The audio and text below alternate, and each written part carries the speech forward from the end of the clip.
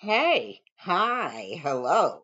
Welcome to Diana Emerson. Today we're listening to Killer in Plain Sight, and this is Murder in Greenwich.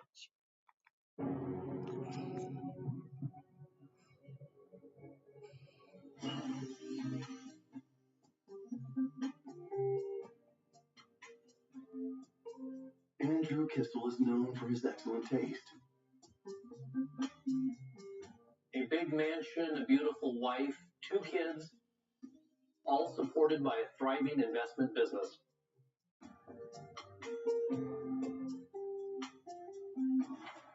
But Andrew's extravagant life has led him down a dark path.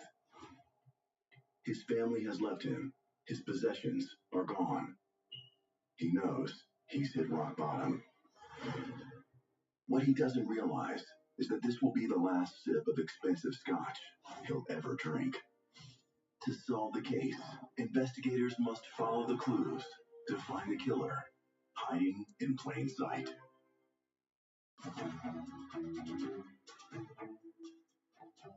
April 3rd, 2006, Greenwich, Connecticut.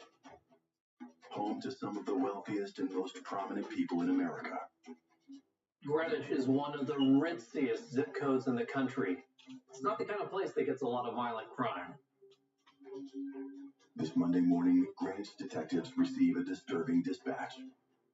Workers from a moving company have reported a possible homicide.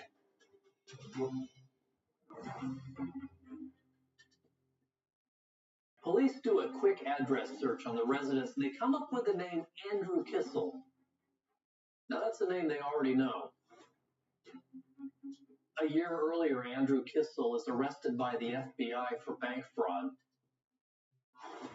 He's accused of stealing more than $40 million in bank mortgages and real estate proceeds from 30 investors, including close friends and even family members.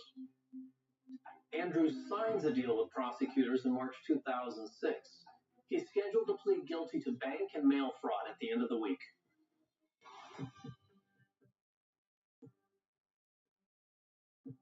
So when investigators learn of a death at the Kissel residence just days before his guilty plea, they anticipate a possible suicide. When investigators get into the house, they can tell that someone's moving out. There are boxes, the furniture is gone, and there aren't any family photographs on the walls.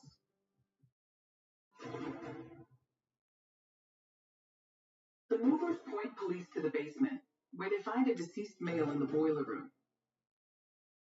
He's gagged, he's blindfolded, and his hands and feet are zip-tied. He's also been stabbed multiple times in the neck and the back. The deceased is identified as 46-year-old Andrew Kissel, and it's clear right away that this death is not a suicide.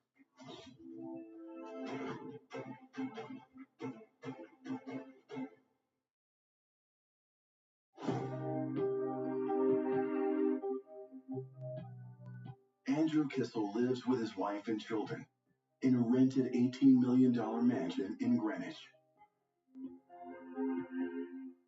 He enjoys a life of luxury that most people could only dream of. A ski chalet in Vermont, 80-foot yacht, private plane, classic cars, and a seemingly endless supply of ready cash.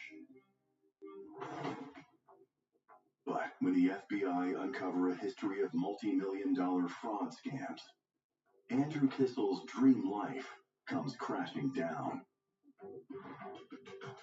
His assets and possessions are sold off to pay back some of the tens of millions of dollars he owes creditors. He is served with eviction papers on his rented mansion and sued for a staggering $40,000 in unpaid rent. The Kissels are ordered to vacate the premises by March 31st. His wife and children move out of the house without Andrew. Andrew can't go far. He's wearing a court-ordered ankle bracelet to monitor his movements, and his lawyers tell him to expect 8 to 10 years in federal prison. Movie company workers tell police that Andrew was already drinking at 9 o'clock in the morning on Saturday when they arrived. At the end of the day, he was so drunk that he was passing out on his living room couch. movers come back Monday morning to finish the job, they find the house unlocked and apparently unoccupied. Until they go downstairs and find Andrew's body. He's still wearing the same clothes he was wearing when they last saw him 2 days before.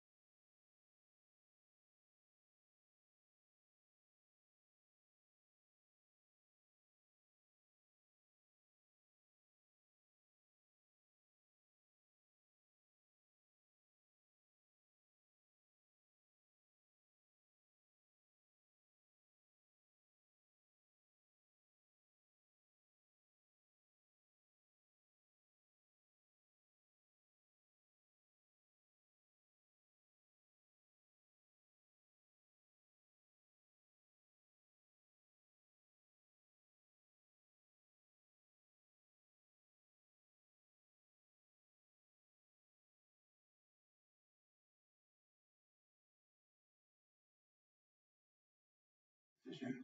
The jury finds Carlos Trujillo not guilty of capital murder. The jury is deadlocked on the other charge, attempted murder, so another trial is set for that. As far as the capital murder charge goes, Carlos is free and clear. 3 months after his acquittal for murder, Carlos Trujillo pleads guilty to the lesser charge of attempted murder. He is sentenced to 6 years in prison and has already served 3 while awaiting trial. The fact that Carlos gets off lightly doesn't change anything for Leonard Trujillo. His original plea deal stands. Leonard Trujillo gets 20 years in prison for manslaughter and conspiracy to commit murder. The case is now closed, but we still don't know who actually killed Andrew Kissel. And unless Carlos or Leonard gets a sudden crisis of conscience, we likely never will.